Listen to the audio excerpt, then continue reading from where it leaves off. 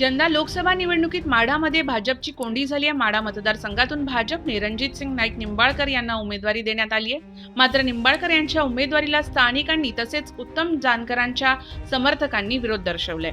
या विरोधामुळे भाजप उमेदवार रणजितसिंग नाईक निंबाळकर यांच्या अडचणी वाढण्याची शक्यता आहे.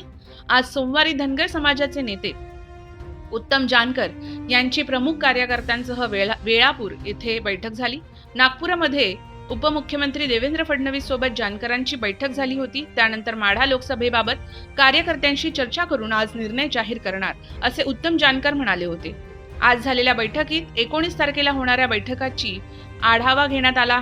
तसेच आपल्या या बैठकीत भाजप उमेदवार रणजितसिंग नाईक निंबाळकर यांचा उमेदवारी अर्ज भरण्यास न जाण्याचा निर्णय घेण्यात आल्याची माहिती खुद्द जानकर यांनी दिली आहे. धैर्यशील मोहिते पाटील यांनी शरद पवार गटाची वाट पकडली आहे. उत्तम जानकर आणि आम्ही एकत्र आलो तर माळशिरसपासून 1.25 लाखाचा लीड घेऊ असं जयसिंग मोहिते पाटील यांनी म्हटलं होतं.